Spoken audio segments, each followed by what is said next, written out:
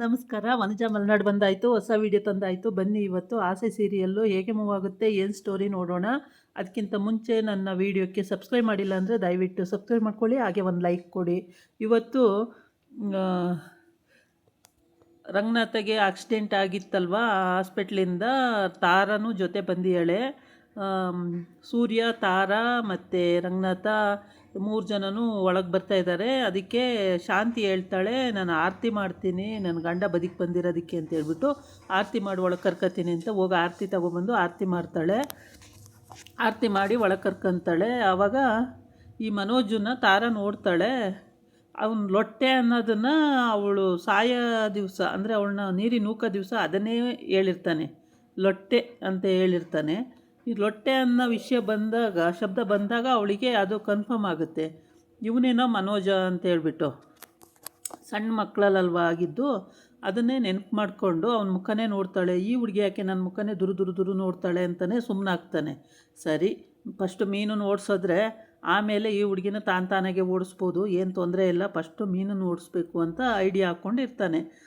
ಆಮೇಲೆ ಇವು ಎಲ್ಲರಿಗೂ ಅದನ್ನೇ ಹೇಳ್ತಾ ಇರ್ತಾನೆ ಅವ್ರ ಅಮ್ಮಂಗೆ ಯಾವಾಗ್ಲೂ, ಮಮ್ಮಿ ಮೀನನ್ನು ಓಡಿಸ್ಬಿಡ್ಬೇಕು ಮಮ್ಮಿ, ಮೀನನ್ನು ಓಡಿಸ್ಬಿಡ್ಬೇಕು ಮಮ್ಮಿ ಅಂತ ಹೇಳ್ಬಿಟ್ಟು. ಆಗ ಆರತಿ ಮಾಡ್ತಾಳೆ. ಆರತಿ ಮಾಡಿ ತಾರಂಗೂ ಬಟ್ಟಿರ್ತಾಳೆ, ರಂಗನಾಥಂಗೂ ಬಟ್ಟಿರ್ತಾಳೆ. ಒಳಗೆ ಕರ್ಕೊಂಬರ್ತಾರೆ. ಒಳಗೆ ಕರ್ಕೊಂಡು ಆರತಿ ಆದಮೇಲೆ ಒಳಗೆ ಕರ್ಕೊಂಡು ಬಂದು ಹಾಸಿಗೆ ಮೇಲೆ ಮಂಗ್ಸೋಕ್ಕೆ ರಂಗನಾಥನ ಬೆಡ್ ಮೇಲೆ ಮಂಗ್ಸೋಕ್ಕೆ ಹೋಗ್ತಾರೆ. ಆವಾಗ ತಾರಾ ಹೇಳ್ತಾಳೆ, ಇನ್ನೂ ಮಂಗ್ಸೋಕ್ಕೆ ಬಂದಿರಲ್ಲ, ಅಷ್ಟೊತ್ತಿಗೆ ಅವಳ ಹತ್ರ, ಶಾಂತಿ ಹತ್ರ ಆರತಿ ಇಸ್ಕೊಂಡು ನಾನು ಆರತಿ ಮಾಡ್ತೀನಿ ಅಂತೇಳ್ಬಿಟ್ಟು ಅವಳೇ ಆರತಿ ಮಾಡ್ತಾಳೆ. ಆರತಿ ಮಾಡುವಾಗ ಇವನು ಮನೋಜ ಅವಳ ಕಣ್ಣಿಗೆ ಒಳ್ಳೆ ಭೂತನ ಥರ ಕಾಣಿಸ್ತಾನೆ. ಅಂದರೆ ಇವನೇ ಅಲ್ಲ ನನ್ನನ್ನು ನೀರಿಗೆ ತಳ್ಳಿದ್ದು ಅಂತ ಅವಳಿಗೆ ಗೊತ್ತಾಗುತ್ತೆ. ಲೊಟ್ಟೆ ಅಂದಾಗ ಗೊತ್ತಾಗ್ಬಿಡುತ್ತೆ, ಇವನೇ ಅಲ್ವ ನನ್ನ ನೀರಿಗೆ ತಳ್ಳಿದ್ದು ಅಂತೇಳಿ ಅವಳು ಕನ್ಫರ್ಮ್ ಆಗುತ್ತೆ. ಆದರೆ ಮಾತಾಡಲ್ಲ, ಮುಖ ನೋಡ್ತಾಳೆ, ಸುಮ್ಮನಾಗ್ತಾಳೆ. ಆಗ ಈ ಕಡೆ ಇವಳು ಆರತಿ ಮಾಡೋದನ್ನು ನಾನೇ ಮಾಡ್ತಾಯಿದ್ದೀನಿ ಅನ್ನಂಗೆ ಅವಳು ಕಲ್ಪನೆ ಮಾಡ್ಕೋತಾಳೆ. ಯಾರು, ತಾರಾ ಮನೋಜಿಗೆ ಆರತಿ ಮಾಡ್ತಾಯಿದ್ದೀನಿ ಅನ್ನಂಗೆ ಕಲ್ಪನೆ ಮಾಡ್ಕೊಳ್ತಾಳೆ. ಸೂರ್ಯನಿಗೆ ನೋಡಿದ್ದಷ್ಟು ನೆನಪು ಸಾಲದವಳಿಗೆ, ಸೂರ್ಯನ ಏನೂ ಗೊತ್ತಾಗ್ತಾಯಿಲ್ಲ. ಸೂರ್ಯನಿಗೆ ಒಂಥರ ಅವಳು ನೋಡಿದ ತಕ್ಷಣ ಎದೆಗೆ ಚುಚ್ಚಿದಂಗೆ ಆಗುತ್ತೆ.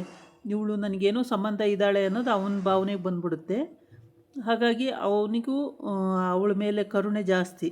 ಒಟ್ಟಿಗೆ ಆ ಹೆಣ್ಮಗು ಮೇಲೆ ಎಲ್ಲರಿಗೂ ಕರುಣೆ ಇರುತ್ತೆ. ಇವನು ಮನೋಜನ ಬಿಟ್ಟು, ಮನೋಜ ಇವಳು ಯಾಕೆ ಬಂದ್ಲು ಮನೆಗೆ ಅನ್ನಂಗೆ ಆಡ್ತಾ ಇರ್ತಾನೆ.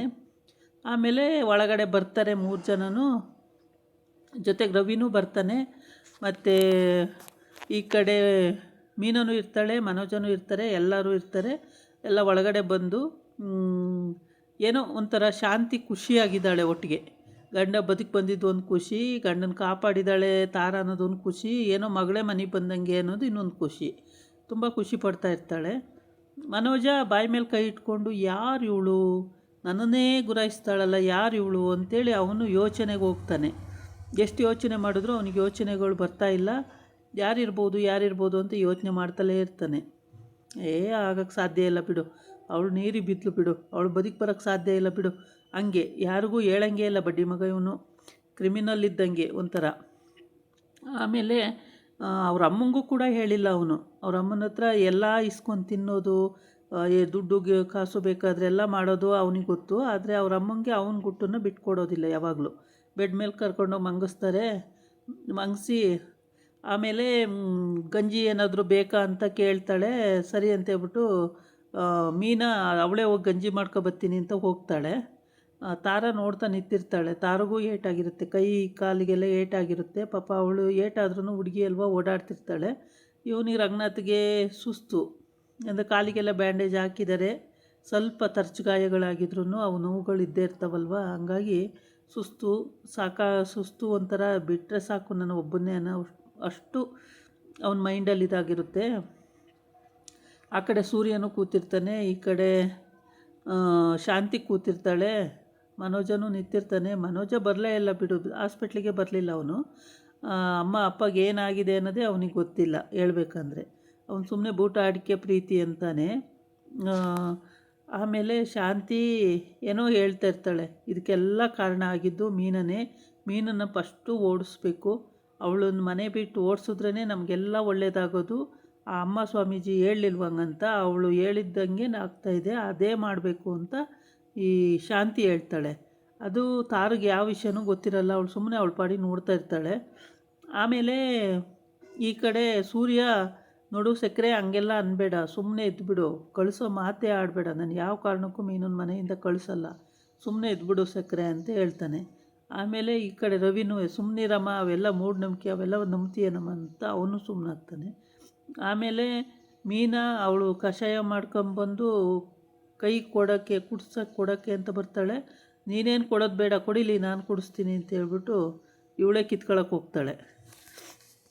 ನನ್ನ ಗಂಡಕ್ಕೆ ನೀನೇನು ಕೊಡಬೇಡ, ನನ್ನ ಗಂಡನ ಪ್ರಾಣ ತೆಗಿಯೋಕ್ಕೆ ಹೋಗಿದ್ದೆ, ಅಂಥದ್ರಲ್ಲಿ ಕಷಾಯ ಬೇರೆ ಕೊಡೋಕೆ ಬರ್ತಾಯಿದೀಯಾ ಅಂತೇಳ್ಬಿಟ್ಟು ಇವನಿಗೆ ಸೂರ್ಯಂಗೆ ತಲೆ ಕೆಟ್ಟೋಗ್ಬಿಡುತ್ತೆ. ಏನು ಮಾಡಬೇಕು ಅಂತ ಗೊತ್ತಾಗಲ್ಲ, ಬೈಕೊಳ್ತಾ ಇರ್ತಾನೆ. ಈ ಸಕ್ಕರೆಗೆ ಎಷ್ಟು ಹೇಳಿದ್ರು ಬುದ್ಧಿ ಅನ್ನೋದೇ ದೇವ್ರು ಕೊಡಲಿಲ್ಲ, ಏನಕ್ಕೆ ಹಿಂಗೆ ಆಡ್ತಾರಪ್ಪ ಇವರು ಅಂತೇಳಿ. ಆಮೇಲೆ ತಾರನೇ ಇಸ್ಕೊತಾಳೆ. ಸರಿ ಮೀನ ತಿನ್ಸಕ್ಕೆ ಬಂದಾಗ ಸಕ್ಕರೆ ಬಿಡೋದೇ ಇಲ್ಲ ತಿನ್ಸೋಕ್ಕೆ. ಬಿಡಮ್ಮ ತಿನ್ನಿಸ್ಲಿ ಅಂತಾನೆ ರವಿ, ಆದ್ರೂ ಅವನು ತಿನ್ಸಕ್ಕೆ ಬಿಡೋದೇ ಇಲ್ಲ. ಅವಳು ತಿನ್ನಿಸ್ಬಾರ್ದು, ಅವಳು ನನ್ನ ಮನೇಲಿ ಇರಬಾರ್ದು ಅಂತ ಹಠ ಮಾಡ್ತಾ ಕೂತ್ಕೋತಾಳೆ. ಆವಾಗ ತಾರ, ನಾನೇ ತಿನ್ನಿಸ್ಲಾ ನಿಮಗೆ ಅಂತ ಹೇಳ್ತಾಳೆ. ತಿನ್ಸಮ್ಮ ಅಂತ.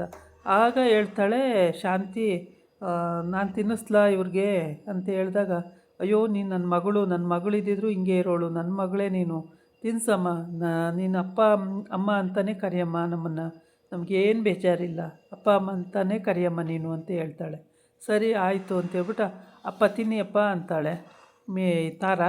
ಆಮೇಲೆ ಅವಳು ಅಮ್ಮ ಅಂತ ಕರೀತಾಳೆ. ಅಲ್ಲಿಗೆ ಕಂಪ್ಲೀಟೆಡ್. ಅಂದರೆ ಗೊತ್ತಾಗದಿದ್ರೂ ವಿಷಯ ಮಗಳು ಮನೆಗೆ ಬಂದು ಸೇರ್ಕೊಂಡಂಗೆ ಆಯಿತು. ಹಾಗಾಗಿ ತುಂಬ ಖುಷಿಯಾಗಿದ್ದಾಳೆ